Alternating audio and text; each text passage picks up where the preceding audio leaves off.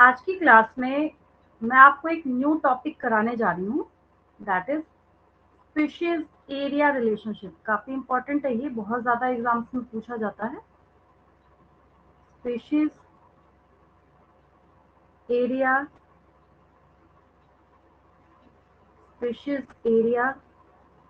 Relationship.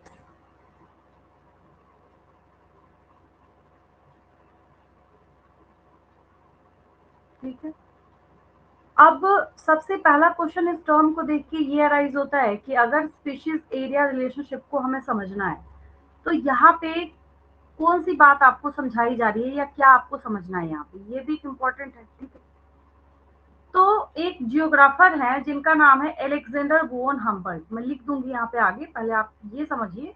इन्होंने एक बात बताई थी, एक रफ पेज में ले रही हूँ। इन्होंने ऐसा बोला कि अगर ये एक जियोग्राफिकल एरिया ए है और ये एक जियोग्राफिकल एरिया बी है, ठीक है, तो क्योंकि जो मैंने यहाँ पे ए बनाया है जियोग्राफिकल एरिया, इसका ये सरफेस एरिया जो है यहाँ पे क्या है, लेस है, और इसका एरिया क्या है यहाँ पे, मोर है, ज्यादा है। तो इन्होंने ऐसा बोला कि जैसे जैसे हम एरिया को इंक्रीज करते जाते हैं, मतलब कि the number of species is directly proportional to the area they occupy. मतलब जैसे जैसे स्पीशीज का नंबर हम बढ़ाएंगे तो वो साफ सीधी सी बात है कि उसके अकॉर्डिंग क्या होना चाहिए, एरिया भी बढ़ना चाहिए, लेकिन अप टू अ लिमिट। क्योंकि आपको याद होगा 13 चैप्टर में मैंने आपको एक छोटी सी बात समझाई थी, काफी इंपॉर्टेंट। उसमें आपने क्या सीखा था कि एक ऐसा टाइम आता है कि पहले तो ये जे शेप्ड कर्व को अक्वायर करेगा, सो ठीक है, but up to a limit, ये मैंने बोला ना यहाँ पे अप टू अ लिमिट, वो इस वजह से क्योंकि यहाँ जैसी कैरिंग कैपेसिटी लगेगा तो ये क्या हो जाएगा, फिर सिग्मोइड शेप्ड हो जाएगा, एस शेप्ड हो जाएगा। कैसा हो जाएगा ये, सिग्मोइड और एस शेप्ड ग्राफ या एस शेप्ड कर्व हो जाता है। ठीक है, तो ऐसा नहीं है कि आप बढ़ाते जा रहे हैं तो बढ़ता जाएगा बढ़ता जाएगा बढ़ता जाएगा। ठीक है, इसमें बहुत सारे फैक्टर्स हैं। जैसे अगर आप डेजर्ट एरिया में बढ़ाते चले जा रहे हैं, बहुत बड़ी डेजर्ट एरिया में आपको उतनी बायोडाइवर्सिटी देखने को नहीं मिलेगी। अगर आप छोटा एरिया देख रहे हैं, कहाँ का, अमेजन रेन फॉरेस्ट का देख रहे हैं, तो बहुत सारे फैक्टर्स भी है इसमें। पहले हम लोग इसको समझने की कोशिश करते हैं। जब हम किसी ग्राफ को बनाते हैं, कहीं पे भी अगर आपको ग्राफ बनाना हो, ग्राफ ड्रॉ करना हो, किसी ग्राफ को बनाने के लिए सबसे पहला काम हम लोग क्या करते हैं, जो बचपन से आप सीखते आए हैं, यही काम आप करते हैं कि हम लोग क्या करते हैं, इस तरीके से रफ वर्क है, हम एक एक्स एक्सिस लेते हैं यहाँ पे और एक वाई एक्सिस लेते हैं, बिल्कुल एग्जैक्टली इसी तरीके से जैसे यहाँ पे ये मैंने एक्स एक्सिस लिया है और ये मैंने यहाँ पे वाई एक्सिस लिया है। ये मैंने क्या लिया है, यहाँ पे वाई एक्सिस लिया है। ठीक है, कई बार ये क्वेश्चन भी पूछ लिया जाता है, in the graph of species area relationship the X axis represents dash, या what is represented by the X axis. वो स्पीशीज रिचनेस को शो कर रहा है, एरिया को शो कर रहा है, कैरिंग कैपेसिटी को शो कर रहा है। ऐसे बहुत सारे आपसे क्वेश्चंस पूछे जा सकते हैं, उसमें से आपको मार्क किसको करना है, area is represented bye x axis. दिख रहा है आपको साफ साफ, अभी जो छोटी छोटी बातें आपको लग रही हैं, आगे जाके अगर आप ध्यान नहीं देंगे तो वही चीजें क्या होंगी, आपके लिए मिस्टेक के फॉर्म में निकल के सामने आएंगी एग्जाम में। ठीक है, तो यहाँ पे ये बात बोली जा रही है कि ये जो ग्राफ है ये क्या दिखाने की कोशिश कर रहा है। यहाँ पे अगर हम इस कलर को देखें, ये जो स्काई कलर से आपको यहाँ पे शो किया जा रहा है, पहले क्या हो रहा है, ठीक है, आप जैसे जैसे, क्योंकि ये नीचे वाला जो पार्ट है वो एरिया को शो कर रहा है और वाई एक्सिस जो है वो स्पीशीज रिचनेस को दिखाने का काम कर रहा है। तो क्वेश्चन ये अराइज हो रहा है, ये क्या दिखाने की कोशिश कर रहा है। तो हम क्या कर रहे हैं, यहाँ पे चले चले चले चले, मतलब एरिया भी बढ़ रहा है, स्पीशीज भी मजे से अपना नंबर ये क्या कर रहे हैं, ग्रो कर रहे हैं। लेकिन एक ऐसा टाइम आता है जहां पे ये क्या करता है, स्पीशीज जो है, अगर आप थोड़ा ध्यान से इसको देखेंगे तो आपको एक बात यहाँ पे समझ आएगी, ये भी उसी तरीके से क्या कर रहा है, यहाँ पे इक्विलिब्रियम को टच करने की कोशिश कर रहा है। अगर हम यहाँ पे एक डैश ऐसे डाल दें तो ये क्या कर रहा है, एक टाइम पे जाके, एक ऑप्टिमम टाइम पे जाके ये क्या कर रहा है, वहां पे अपने आप को इक्विलिब्रियम में सेट करने की कोशिश कर रहा है। ऐसा क्यों हो रहा है, ऐसा इसलिए हो रहा है, जैसे हम एक रूम यहाँ पे देखते हैं, अगर एक रूम में 50 बंदों के बैठने की कैपेसिटी है, आप सोचेंगे नहीं हम 100 को यहाँ पे बिठा दें, तो पॉसिबल तो है नहीं, 50 बंदे तो बाहर ही खड़े रहेंगे। इसका मतलब है कि जिन 50 को वहां पे अंदर जाना है उसकी कैपेसिटी तो वहीं तक है। तो एरिया आप बढ़ा रहे हैं सो बात ठीक है। पहले आपने इंडिया के पॉपुलेशन को काउंट किया तो ठीक है, इंडिया में फिर आपने चाइना को भी ऐड कर दिया, वो भी ठीक है। तो आप जैसे जैसे एरिया बढ़ा रहे हैं वैसे वैसे क्या हो रहा है, स्पीशीज रिचनेस भी है जो इंक्रीज होता चला जा रहा है। तो पहले तो छोटा सा कॉन्सेप्ट यही है कि जब आपको स्पीशीज एरिया रिलेशनशिप को समझना है तो उसमें सबसे पहली बात ये लिखी जाती है कि ये क्या शो करता है कि स्पीशीज रिचनेस जो है वो किसके साथ रिलेशन शो करता है, एरिया के साथ। ठीक है, तो यहाँ पे लिख लीजिए एक लाइन आप इसके लिए, ऐसे लिख सकते हैं आप लोग, the relation between the relation the relation between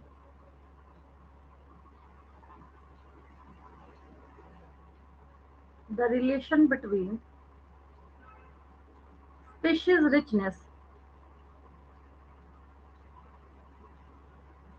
species richness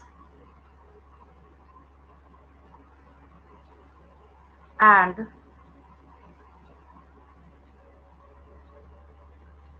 and their explored area, मतलब जहां वो रह रहे हैं, and their explored area, जहां पे वो सारे स्पीशीज रह रहे हैं, तो तभी मैंने लिखा their explored area। ठीक है, is directly, या पहले हम ये लिखते हैं is represented by, is represented by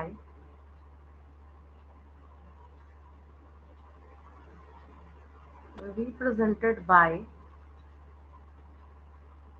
इसको बोला जाता है, इसका नाम ही है स्पीशीज एरिया रिलेशनशिप ग्राफ, इसको बोला ही जाता है, represented by species area, represented by species area relationship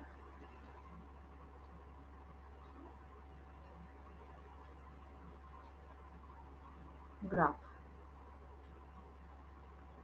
और इस ग्राफ को देख के आपको कौन सी, हाँ ये बात ठीक है, यहाँ तक ये भी मानी हुई बात है कि ये ऐसा पॉइंट है जिस पॉइंट पे जाके ये इक्विलिब्रियम को मेंटेन कर रहे हैं। ये आगे जाके क्या हो जाएगा, आगे जाके स्ट्रेट लाइन हो जाएगा। स्ट्रेट लाइन बोलने का मतलब है आप बढ़ाते जाइए एरिया, लेकिन इसके ऊपर स्पीशीज रिचनेस का कोई फर्क अब नहीं पड़ेगा। ठीक है, तो एक टाइम पे ये क्या करेगा, इक्विलिब्रियम को टच करता है, इक्विलिब्रियम को शो करने का काम करता है। तो ये किससे शो हो रहा है, इस ग्राफ के थ्रू आपने क्या किया, इसको यहाँ पे रिप्रेजेंट किया है। तो इसके अकॉर्डिंग बोला क्या जा रहा है, इस ग्राफ के अकॉर्डिंग कि within a specific region species richness increased with increasing explored area। यहाँ पे हमने पहले एक छोटी सी बात बता दी कि इसको हम एक ग्राफ के थ्रू रिप्रेजेंट करते हैं जिसका नाम है स्पीशीज एरिया रिलेशनशिप ग्राफ। जहां आपको मेरी बात समझ नहीं आए बीच में वहां पे पूछते जाएंगे साथ के साथ। ठीक है, चलिए, देन है आपके पास, क्योंकि टर्म 2 में आपके पास जो चैप्टर्स हैं बहुत आसान है, बहुत इजी हैं, बार बार मैं रिप्रेजेंट कर रही हूँ, बार बार मैं सारी चीजें रिप्रेजेंट भी कर रही हूँ, बता भी रही हूँ, एक्सप्लेन भी कर रही हूँ। जो इम्पोर्टेंट क्वेश्चन है वो भी मैं साथ के साथ आपको बताती चल रही हूँ। और अगर आप बोलेंगे तो जैसे पहले मैं असाइनमेंट क्वेश्चंस देती थी उसको मैं धीरे धीरे डे बाय डे करके देना स्टार्ट करूंगी और आप उधर से करके मुझे सॉल्व करके भेजते जाएंगे। ठीक है, तो एक छोटी सी लाइन जो कि इस ग्राफ को देख के हम लोग यहाँ पे लिख रहे हैं, within a specific region, within a specific within a specific region, species richness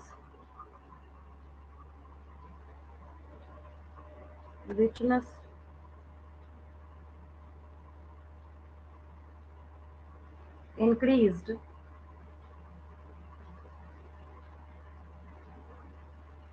species richness increased with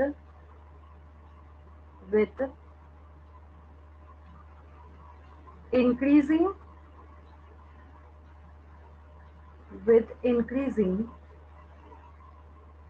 explored area। जहाँ ये रह रहे हैं उसके साथ साथ ये क्या करेगा, एरिया के साथ साथ स्पेशीज रिचनेस भी वहां पे इंक्रीज होगा। ठीक है, इसको नोट कर लीजिए, आगे चलते हैं हम लोग। अब यहाँ पे इस लॉगरिथमिक जो स्केल आपको यहाँ पे दिख रहा है इसकी बात करेंगे। नेक्स्ट पेज पे मूव करती हूँ मैं, क्योंकि यहाँ पे अब उतना स्पेस है नहीं मेरे पास लिखने के लिए, और बेकार का यहाँ खिचड़ी बनाने का कोई फायदा है नहीं। नेक्स्ट पेज में ले रही हूँ, ये नोट कर लिया होगा आपने, नहीं किया है तो मैं इसको इधर करती हूँ, स्क्रीनशॉट ले लीजिए, आगे बढ़ते हैं। चलिए,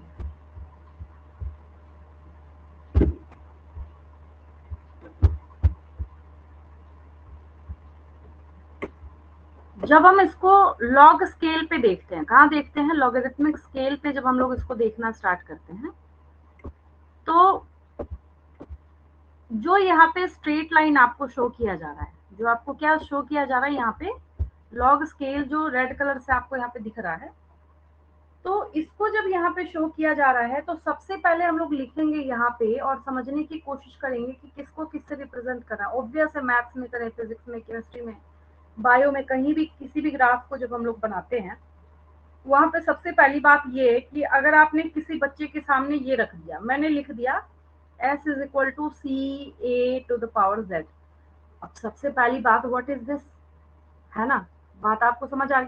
जैसे मैंने फिजिक्स के लिए लिख लिया ऐसे v is equal to I R, मैंने लिखा।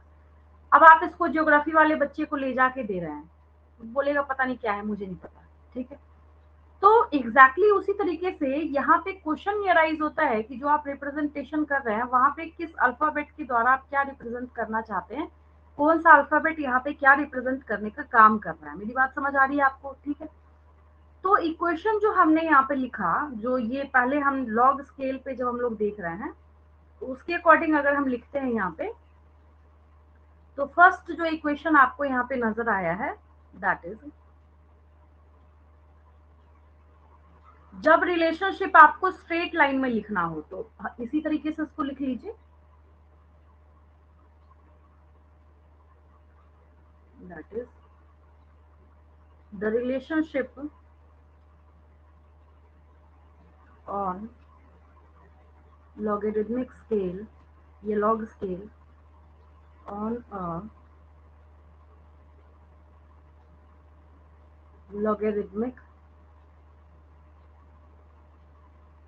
a logarithmic scale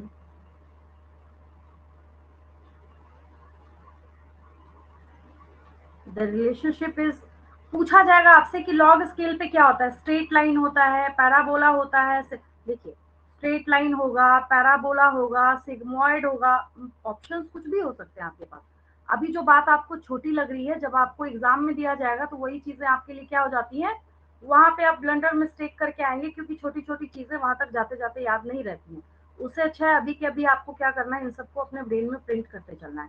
तो लॉग स्केल पे जब आप देखना स्टार्ट करते हैं तो ये रिलेशनशिप आपको कैसा दिखेगा, the relationship is a straight line. कैसा है ये, स्ट्रेट लाइन है। The relationship the relationship is a straight line. कैसा है ये, स्ट्रेट लाइन। और स्ट्रेट लाइन अगर है तो इसको हम कैसे रिप्रेजेंट करते हैं, represented by the equation, represented, थोड़ा हैंग कर रहा है,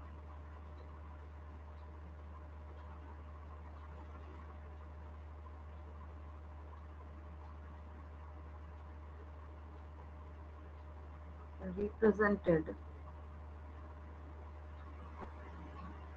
और described,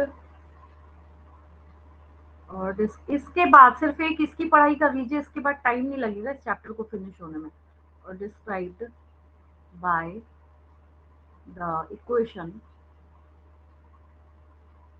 by the equation that is log s is equal to log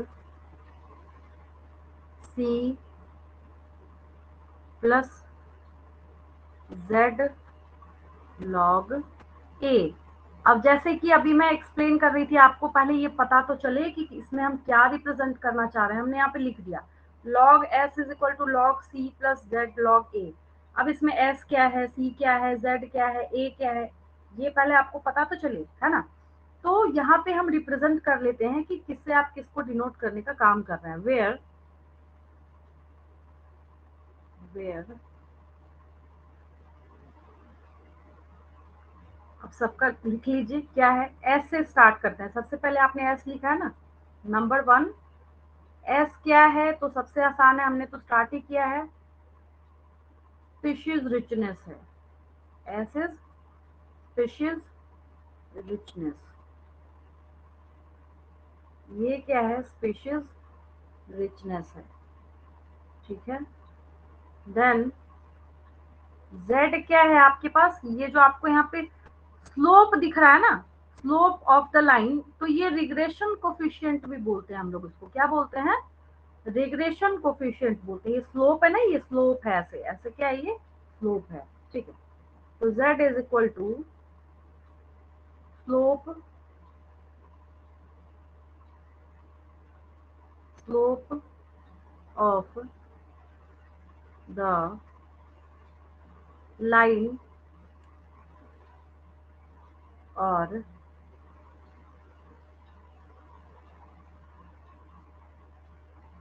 regression coefficient.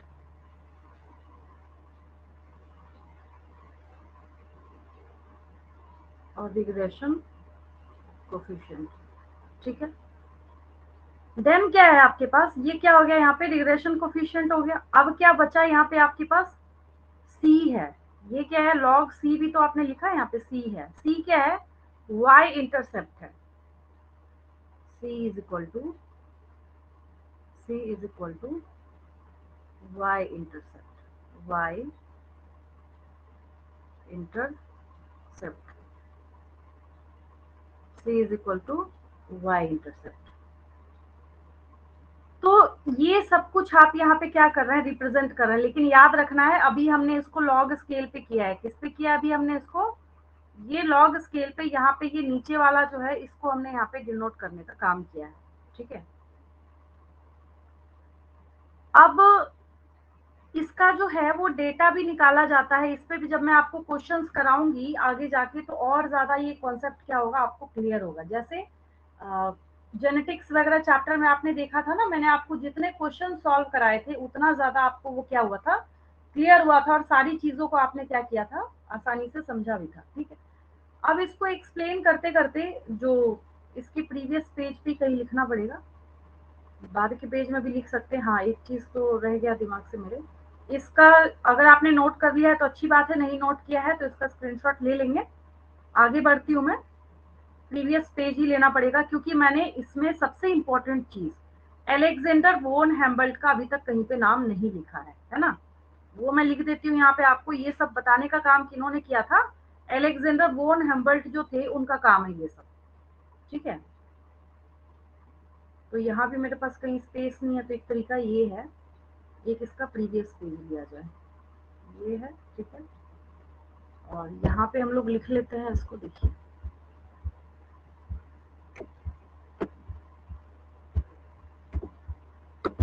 क्योंकि इनका नेम जो है वो बहुत ज्यादा एग्जाम्स में भी पूछा जाता है, आपको याद रहेगा तभी तो लिखेंगे। चलिए, इतना स्पेस सफिशिएंट है। सबसे पहली चीज, फर्स्ट पॉइंट, आप कहीं भी लिख सकते हैं, वैसे कोई जरूरत नहीं है कि आप इसको पहले लिखिए। आपके पास जहां नोटबुक में स्पेस हो वहां आप लिख सकते हैं। जब हम स्पीशीज एरिया रिलेशनशिप की पढ़ाई करते हैं, species area relationship, species area relationship, जब हम इसकी पढ़ाई करते हैं तो यहाँ पे सबसे पहला नाम जो आता है, जो हमने सारा काम अभी तक सीखा, वो सब बताने का काम किनका था? अलेक्जेंडर वोन हेम्बल्ट का था। तो नाम लिखिए इनका, अलेक्जेंडर, ALEXANDER। मोस्टली जहां भी अलेक्जेंडर आता है यही स्पेलिंग होती है, अलेक्जेंडर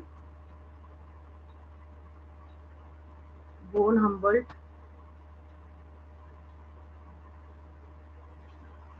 HUMBOLD, और T एक साथ है, हम्बल्ट। ठीक है, इनका नाम आता है। कई बार ये क्वेश्चन पूछ लिया जाता है, जैसे एम्स वगैरह में अलग से क्वेश्चन जब आते थे तब ऐसे पूछा जाता था कि ये क्या थे, मतलब जैसे होता है ना कि हम लोग डार्विन के बारे में पढ़ते हैं कि ये क्या थे, मंडल के बारे में पढ़ते हैं, एग्जैक्टली इसी तरीके से इनके बारे में भी पूछा जाता है कभी कभी। तो ये थे क्या actually? German naturalist, German naturalist, naturalist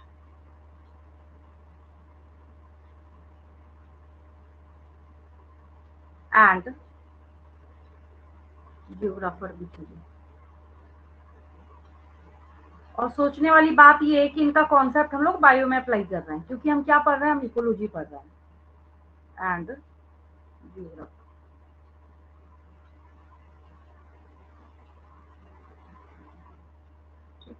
अब जैसे 11th क्लास में आपने मेल्विन केल्विन साइकिल पढ़ा था, ठीक है, वो क्या थे? वो उनका सारा काम केमिस्ट्री में था, बायोलॉजिस्ट नहीं थे वो, बट वहां पे उन्होंने इतना अच्छा पाथवे पता लगाया सब कुछ फोटोसिंथेसिस का, तो हमने मेल्विन केल्विन पाथवे वहां पे पढ़ाई करी। ठीक है, इस वजह से पूछा जाता है कि बच्चे को पता है या फिर यहाँ पे बायोलॉजिस्ट में ही टिक मार के आता है। ठीक है, तो इन्होंने क्या किया था? इन्होंने ही बताया था, तो शॉर्ट में लिख लेते हैं इसको, ऑब्जर्व्ड स्पीशीज एरिया रिलेशनशिप, है ना? ये ऐसे भी लिख सकते हैं, जो हमने फर्स्ट लाइन पहले लिखा था। तो अलेक्जेंडर वोन हम्बल्ट, इन्होंने ही ऑब्जर्व करने का काम किया था उसको। ठीक है, तो ऐसे रनिंग में लिख लीजिए फटाफट, मेरे साथ साथ लिखिए, अलेक्जेंडर, याद भी हो जाएगा, अलेक्जेंडर वोन हम्बल्ट, HUMBOLBT। अलेक्जेंडर वोन हम्बल्ट ने क्या बताया, क्या ऑब्जर्व किया? ऑब्जर्व दैट, ऑब्जर्व्ड दैट, इस ग्राफ को देखिए, क्या ऑब्जर्व किया कि जैसे जैसे आप क्या करते हैं, एरिया को बढ़ाएंगे, वैसे वैसे स्पीशीज रिचनेस भी इंक्रीज करेगा। ठीक है, ऑब्जर्व दैट विद इन, ये लिख रखा है आपने, within, with in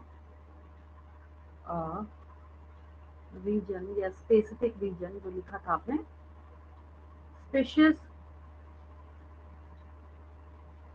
species richness, species richness increased,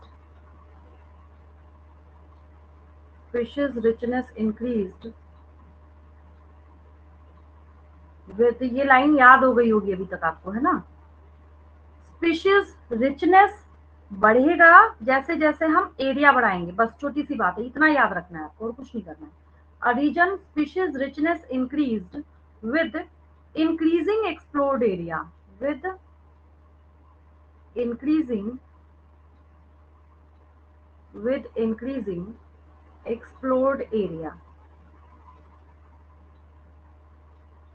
explored area, बस यहाँ से स्टार्ट करना था हमें, ये लिख रखा है आपने। ठीक है, याद कराने के लिए मैंने दोबारा रिपीट कर दिया, दोबारा क्या, 3 बार 4 बार मैं बोल चुकी तब से, तो आपको ये याद भी हो गया होगा, और इसके बाद की वो सारी चीजें जो थी, जो आपने नोट कर रखा है ऑलरेडी।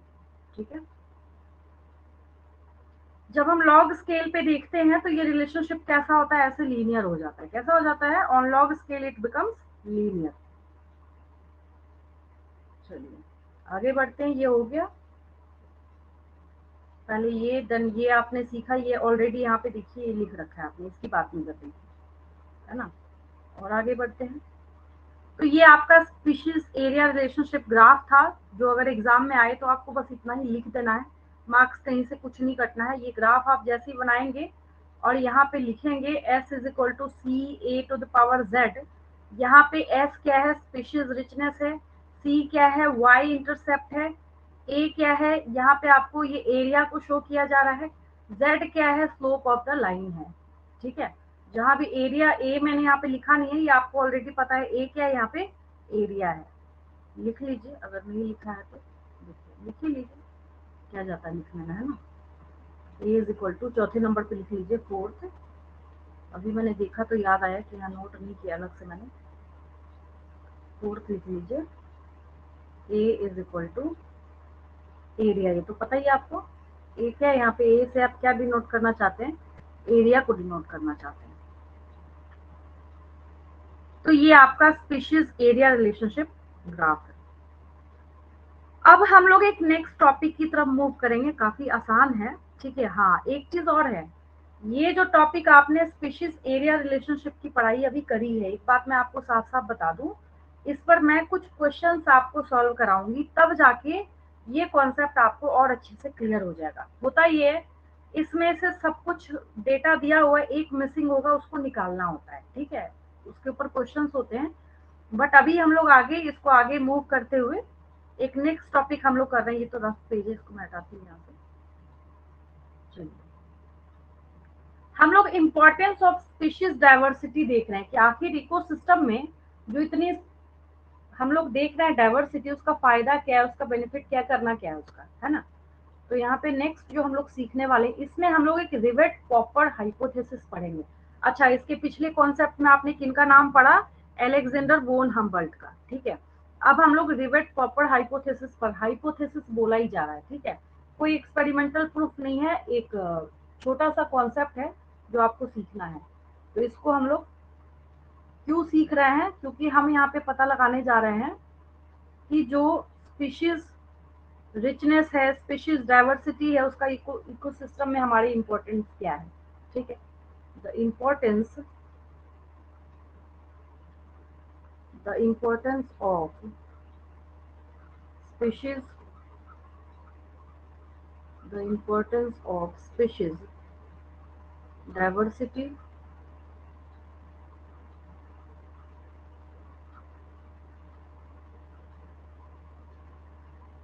टू द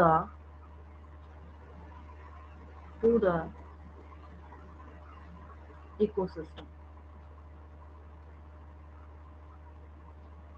इकोसिस्टम में इसका इम्पोर्टेंस क्या है। ठीक है, अब ये पता है, हाँ एक चीज आप समझ लीजिए ध्यान से, और एक रफ वर्क में कर रही हूँ। अगर मैंने यहाँ पे ज्योग्राफिकल एरिया ए लिया है और सेम ज्योग्राफिकल एरिया, मतलब सेम इतना ही सरफेस एरिया, इसका भी इतना ही एरिया है, बी भी लिया है, भले कुछ बड़ा छोटा आपको दिख रहा होगा, वो बात की बात है। ठीक है, अब अगर हम स्पीशीज रिचनेस की बात करें, किसकी बात करें, स्पीशीज रिचनेस की अगर हम बात करें, बहुत ध्यान से समझिएगा मैं क्या बोलना चाह रही हूँ। अगर ज्योग्राफिकल एरिया ए के पास बी के कॉम्परेटिवली स्पीशीज रिचनेस ज्यादा है, क्या बोलने का मतलब है, अगर हम यहाँ पे रेन फॉरेस्ट ले रहे हैं, अगर हम यहाँ पे क्या ले रहे हैं, रेन फॉरेस्ट ले रहे हैं, और अगर हम बी वाले जगह पे डेजर्ट जोन ले रहे हैं, सबसे सिंपल, उससे भी आसान कर दिया मैंने आपको। ए बी जो है, ऐसा समझ जाइए कि ए जो है वो रेन फॉरेस्ट है और बी क्या है, डेजर्ट है।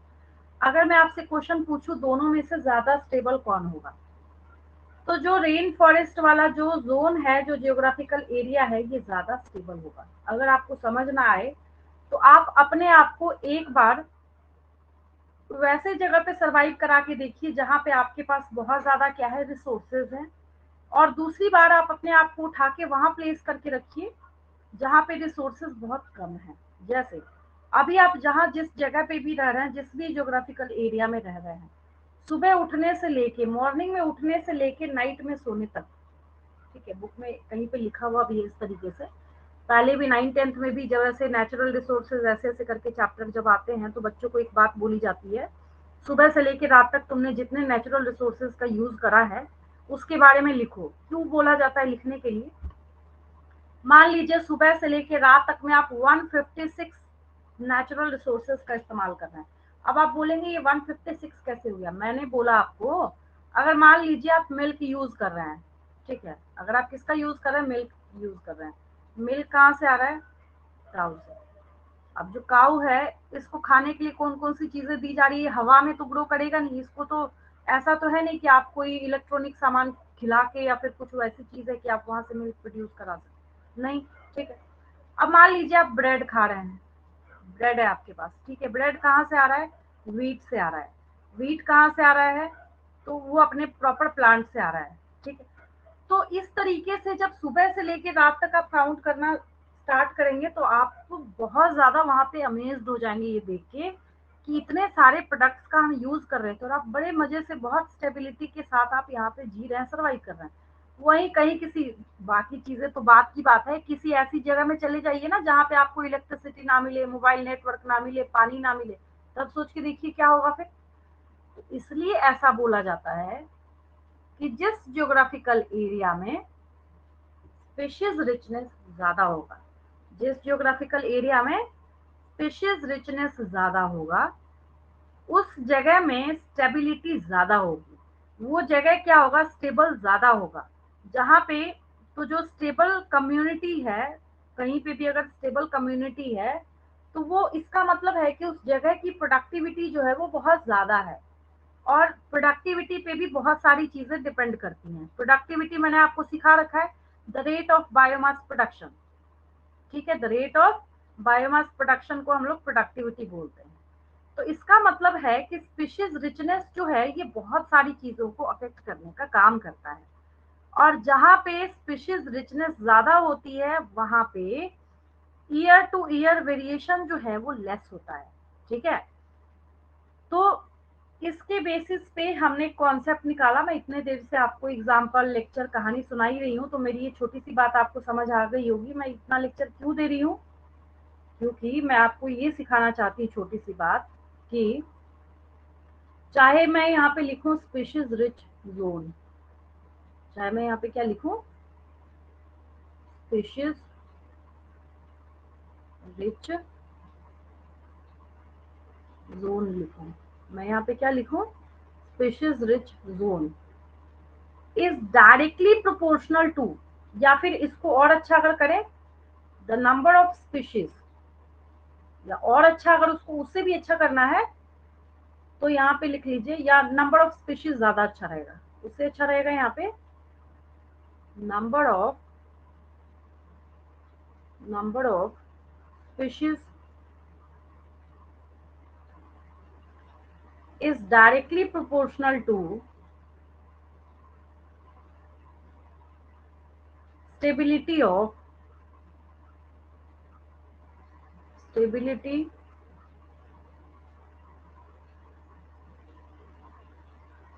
stability of number of species is directly proportional to stability of that specific community, specific community जहाँ ये ग्रो कर रहे हैं, सर्वाइव कर रहे हैं, वहां पे क्या होगा? स्टेबिलिटी ज्यादा होगी। दैट स्पेसिफिक कम्युनिटी उतना ज्यादा वो स्टेबल होगा। इतना लेक्चर बस मैंने इसी के लिए दिया है, बस ये छोटी सी बात थी जिसके लिए आप इतना ज्यादा लेक्चर जो है वो पढ़ रहे थे। ठीक है, इसको नोट कर लीजिए। अब हम लोग आगे बढ़ते हैं, इसी में कुछ हम लोग हाइपोथेसिस वगैरह जो है उसको सीखना स्टार्ट करते हैं।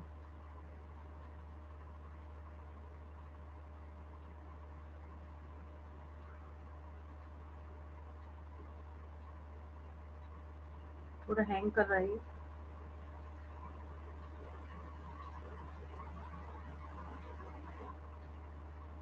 चलिए ये तो काम नहीं कर रहा, आगे बढ़ते हैं। तो साफ-साफ यहाँ पे बोली जाती है। अब इसके बारे में घुमा-फिरा के कुछ भी लिखिए, कुछ भी लिखने का क्या मतलब है? अब जैसे मैं एक लाइन आपको एग्ज़ाम्पल के तौर पे लिख रही हूँ, आप बोलेंगे ये कौन-सी नई बात है, ये तो हमें दिख ही है यहाँ पे, है ना? जैसे फॉर एग्ज़ाम्पल अगर मैं एक स्टेटमेंट लिखूँ इसके लिए, इसके सपोर्ट में, ठीक है? A stable community, a stable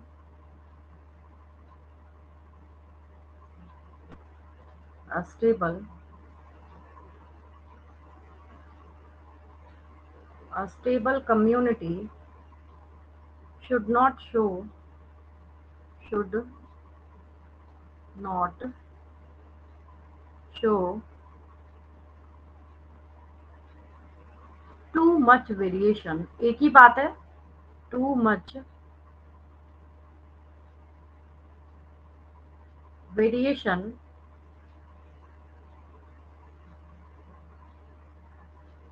too much variation in productivity in productivity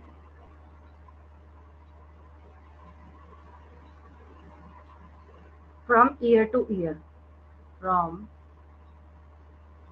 year मतलब सालों साल बदलते जाएंगे, लेकिन इसको अपना प्रोडक्टिविटी जो है वो चेंज नहीं करना है। प्रोडक्टिविटी का मतलब हो गया the rate of biomass production. Note करके लिख लीजिए, नोट करके यहाँ पे लिख लीजिए।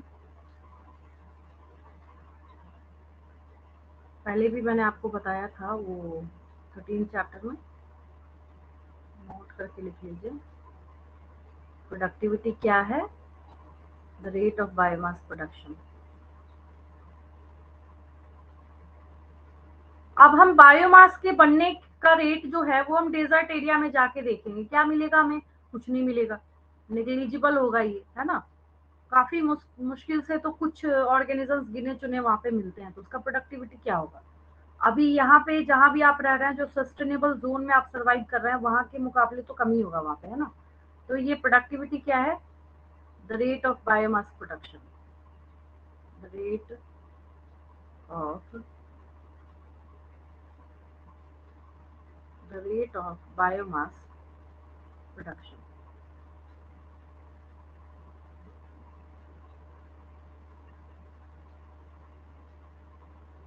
The rate of biomass production, ठीक है? ये क्या हो गया? प्रोडक्टिविटी हो गया।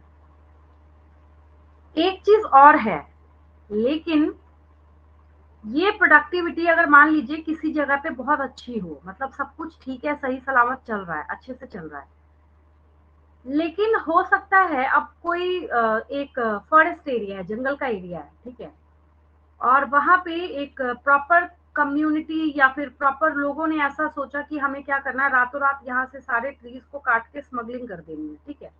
तो वहां का बायोमास का जो रेट है उस एरिया, उस जगह पे, उस प्रॉपर लोकेलिटी पे जो प्रोडक्टिविटी है वो तो डिस्टर्ब हो गया। तो ये बात हो सकती है, और उसको हम लोग एंथ्रोपोजेनिक एक्शंस बोलते हैं। जो मैन मेड एक्टिविटीज होती हैं, जो डिस्टर्बेंसेस होते हैं, जैसे anthropogenic actions may lead to disturbance in the rate of productivity, या रेट ना भी लिखे तो प्रोडक्टिविटी तो है ही है, the rate of biomass production.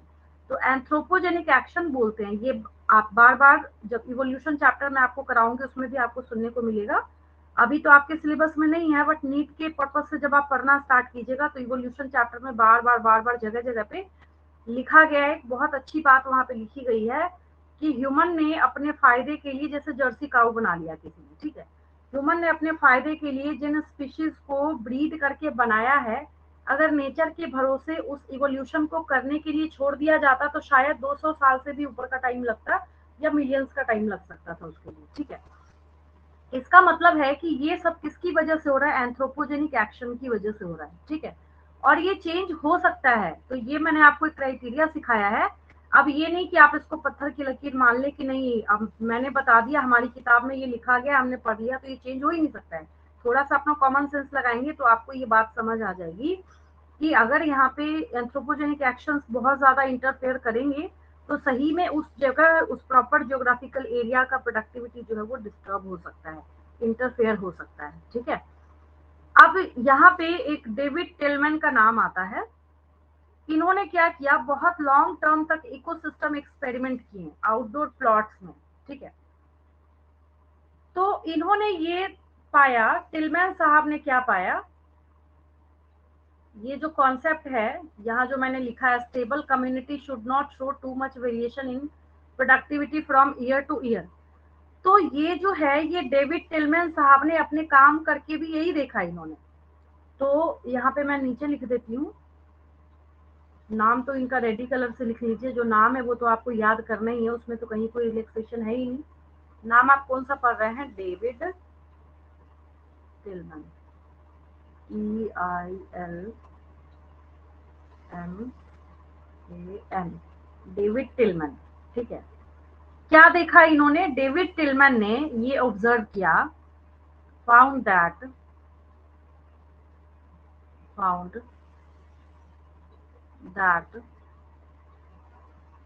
Plot with plots with more species, plots with plots with more species, plots with more species showed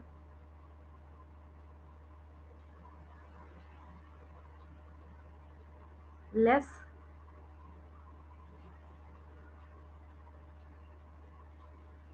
year to year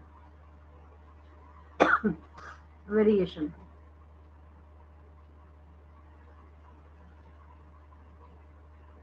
in total biomass. एक चीज आपने नोटिस करी होगी, कुल मिला के घुमा फिरा के हम एक ही लाइन को तरह तरह से लिख रहे हैं, है ना। तो सबका कॉन्सेप्ट क्या है इसमें छिपा हुआ है, number of species is directly proportional to stability of that specific community. कोई भी स्पेसिफिक कम्युनिटी है तो वो उतना ज्यादा स्टेबल होगा जितना ज्यादा आप उसको क्या प्रोवाइड कीजिएगा, number of species in total biomass.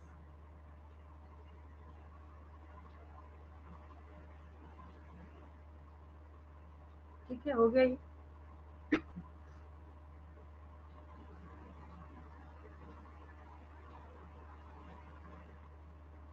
इसको दूसरी भाषा में क्या बोल सकते हैं,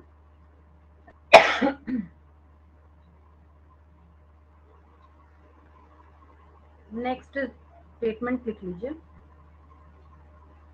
increased diversity, increased diversity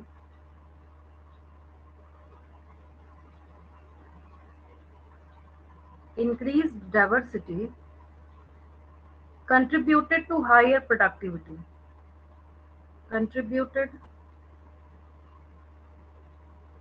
to higher productivity।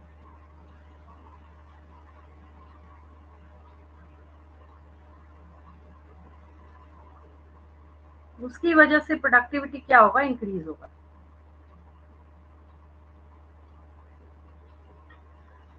तो ये आपने सीखा अभी तक, यहाँ पे आपने टिलमैन का नाम देखा था, उनका मेन इंपॉर्टेंट रोल क्या था, ठीक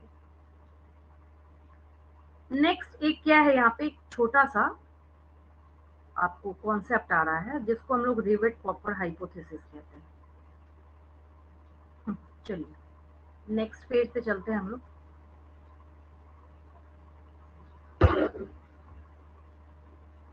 इसका स्क्रीनशॉट ले लेंगे, अगर नहीं हुआ है, हो गया तो बहुत अच्छी बात है।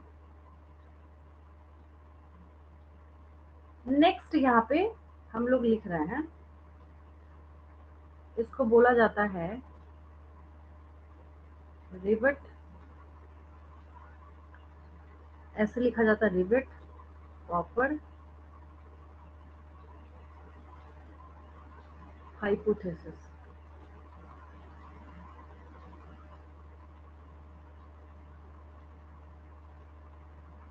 Rivet popper hypothesis. अब जो ये रिवेट पॉपर हाइपोथेसिस पहली बात तो ये सुन के आपके दिमाग में क्वेश्चन राइज होगा, क्या है, क्या पढ़ना है इसमें, है ना। अब मैं कोई बच्चा जो दूसरा सब्जेक्ट पढ़ रहा हूँ उसी को मैं बोल दूं, बताओ रिवेट पॉपर हाइपोथेसिस क्या होता है, वो बेचारा भी 1 मिनट को सोचने पे मजबूर हो जाएगा, कहीं ऐसा तो नहीं मैंने अपने सिलेबस में कुछ छोड़ दिया, दूसरे सब्जेक्ट के बच्चे की बात मैं कर रही हूँ। तो ये नाम सुन के तो कुछ पता चल ही नहीं रहा कि है क्या, ये बताना क्या चाह रहे हैं इसके बारे में, ठीक।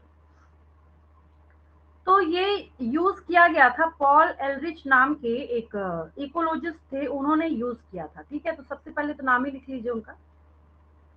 सबसे पहली चीज, यूज्ड बाय, बहुत आसान सा छोटा सा कॉन्सेप्ट है, यूज्ड बाय इकोलॉजिस्ट,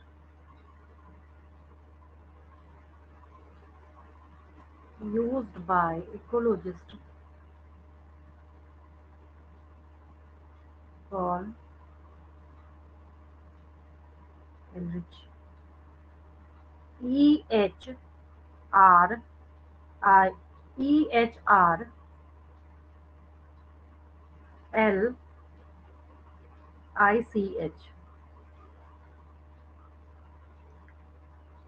अब इसके अकॉर्डिंग है क्या, इन्होंने क्या किया, अब पहले ना आप ये नोट कर लीजिए कि कहाँ क्या माना, बहुत छोटा सा एक कॉन्सेप्ट है। देखिए इन्होंने क्या बोला, मान लीजिए आप एक एरोप्लेन देखते हैं, रफ में बना रही हूँ मैं, ठीक है। आप एक क्या देख रहे हैं, यहाँ पे एक एरोप्लेन देख रहे हैं, ठीक ठाक सा बन गया, लग रहा है एरोप्लेन जैसा, ठीक है। तो इन्होंने ये बताया कि एक एरोप्लेन के अंदर जितने पैसेंजर्स बैठे हुए हैं, जितने भी इसके अंदर पैसेंजर्स हैं इसके अंदर, ठीक है, सब बैठते के साथ सोचने लगे कि हम क्या करते हैं, यहाँ से एक एक रिवेट को उखाड़ के लेके जाते हैं, मतलब एक कुछ ना कुछ टूल जो है इसमें से हम लेके जाएंगे इस प्लेन में से। पॉपिंग मतलब वहां से निकालेंगे हम एक एक रिवेट को और अपने घर लेके जाएंगे। तो इसके एक एक पार्ट को, जो रिवेट है, जो रिवेट है उसको स्पीशीज माना गया है। समझिएगा ध्यान से, बहुत छोटा सा कॉन्सेप्ट है, बहुत आसान सा है, ठीक है। रिवेट को क्या माना गया है, स्पीशीज माना गया है, ठीक है। इस पूरे एयरप्लेन को क्या माना गया है, मान लिया गया चलो भाई ये इकोसिस्टम है। क्या है ये, इकोसिस्टम है। तो एक रिवेट उखाड़ने का मतलब एक स्पीशीज गायब हो जाना। हो सकता है कि एक पैसेंजर जो है वो एक जिस सीट पे बैठा था उसी को उखाड़ के लेके घर चला गया वहां से, ठीक है। लेकिन तब प्लेन पे कोई फर्क नहीं पड़ा। दूसरा जो है कोई नट बोल्ट लेके चला गया, तब भी कोई फर्क नहीं पड़ा। लेकिन हो सकता है कि कोई एक ऐसा रिवेट वहां से उखाड़ के लेके जाए घर, जिसकी वजह से क्या हो, ये पूरा इम्बैलेंस हो जाए, ये पूरा क्या हो, इम्बैलेंस हो जाए, ठीक है।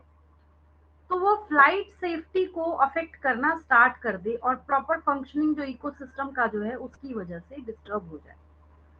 तो यहाँ पे बोलने का क्या मतलब है कि एक इकोसिस्टम में हर एक स्पीशीज की कुछ ना कुछ भूमिका होती है, कुछ ना कुछ इम्पोर्टेंस होती है, लेकिन उसमें से कुछ स्पीशीज जो है बहुत ज्यादा इम्पोर्टेंट होते हैं, जो कि पूरे इकोसिस्टम को रन करने के लिए चाहिए ही चाहिए, और कुछ स्पीशीज जो है वो लेस इम्पोर्टेंट होते हैं। बस ये छोटा सा कॉन्सेप्ट है ना, मैंने बोला था एक मजेदार इंटरेस्टिंग सा छोटा सा कॉन्सेप्ट है। हाइपोथेसिस है, तो आप ऐसा कुछ सोच के आप भी किसी जर्नल में छपवा सकते हैं, अगर आप ऐसा काम का कुछ सोचते हैं तो, ठीक है।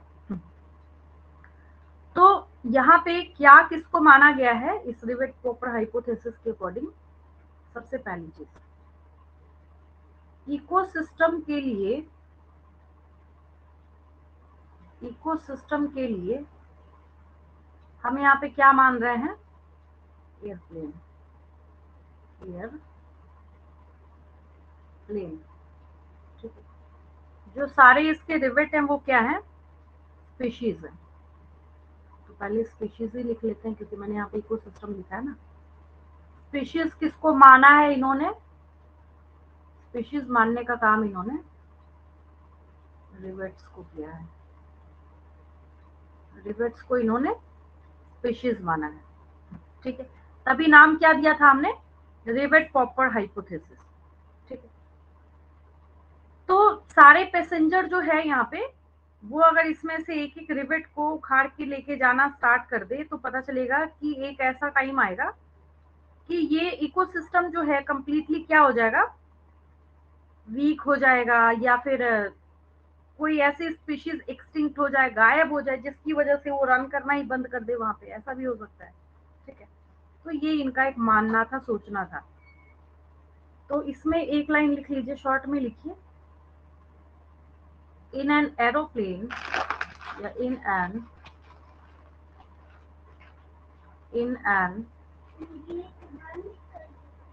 N airplane that is ecosystem, all parts are are joined together are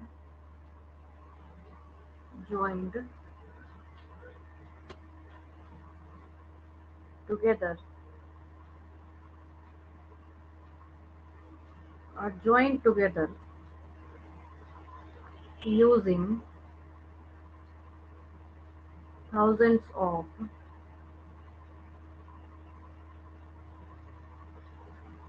thousands of rivets,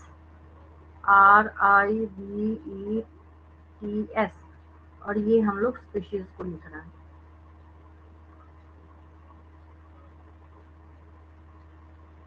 species को लिख रहे हैं।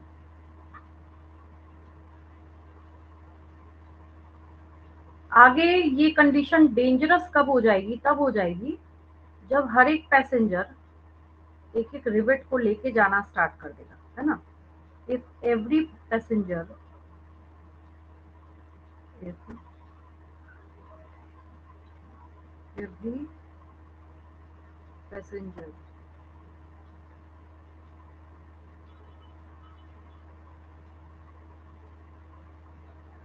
starts हम्म बॉक्स दो तो कौन सा बॉक्स? ये माँ से बोल रही है, और ये छेना और पेंसिल को ये जो लकड़ी वाला starts walking देखो यहाँ ये लीजिए। if every passenger starts walking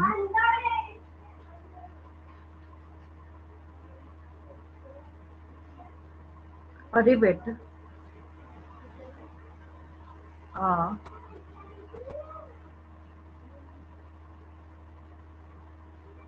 rivet to take home, अपने घर ले जाना चाहते हैं, है ना। इसका मतलब हो गया वो एक स्पीशीज को एक्सटिंक्ट कर रहे हैं, मतलब गायब, एक्सटिंक्शन मतलब गायब हो गए हमेशा के लिए। causing a species causing a species to become extinct, to become extinct।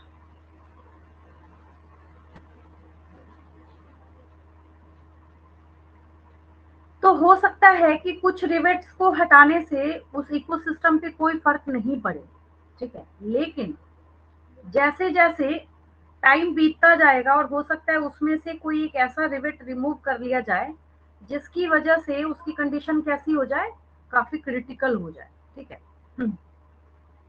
तो ज्यादा डिटेल में बहुत ज्यादा तो नहीं लिखेंगे, लास्ट लाइन में ऐसे करके लिख लेते हैं। अगर मान लीजिए कोई क्या कर रहा है उसमें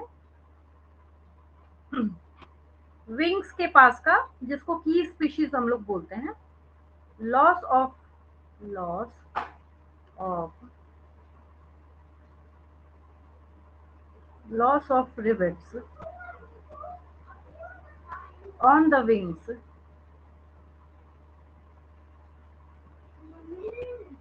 on the wings। हाँ, की स्पीशीज, एक मिनट रुक जाओ बस, अभी नहीं, एक मिनट और करने दो। Key species that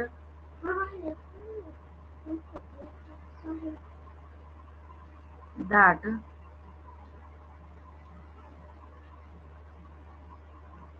drive major that drive, थोड़ा सा फिर ये हैंग कर गया। आगे लिख लीजिए आप लोग, that drive major ecosystem functions, that drive major ecosystem that drive major ecosystem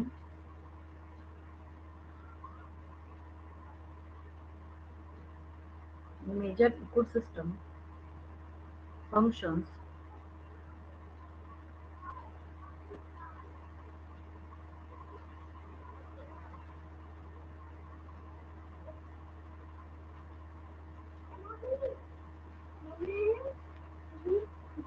major ecosystem functions is obviously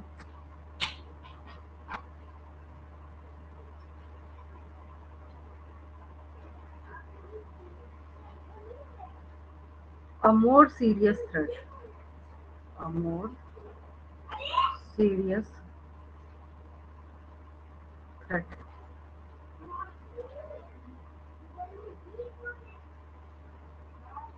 to flight safety. बस हो गया, टू फ्लाइट, थोड़ा सा यहाँ पे स्पेस है, इसको इधर करूंगी, टू फ्लाइट सेफ्टी।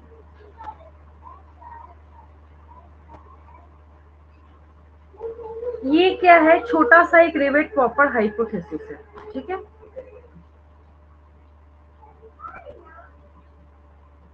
अब मान लीजिए किसी ने विंडो के पास का कोई छोटा सा बोल्ट हटाया था, कुछ हटाया था, तो उन सबसे उतना फर्क नहीं पड़ा, लेकिन जो वहां पे विंग्स के पास थे उनको हटाना स्टार्ट किया तो इम्बैलेंस तो होगा। तो वो सब क्या है, वहां पे की स्पीशीज हैं जो अपना इंपॉर्टेंट रोल प्ले करते हैं इकोसिस्टम में। तो आज की क्लास हम ओवर कर रहे हैं रिवेट प्रॉपर हाइपोथेसिस से, और नेक्स्ट क्लास में लॉस ऑफ बायोडाइवर्सिटी और कॉजेज ऑफ बायोडाइवर्सिटी और कुछ और छोटे छोटे टॉपिक्स जो हैं उसको पढ़ते हुए, बायोडाइवर्सिटी कंजर्वेशन वगैरह करते हुए आगे बढ़ेंगे हम लोग नेक्स्ट क्लास में, ठीक है। आज की क्लास में कोई डाउट नहीं, क्लियर है बिल्कुल?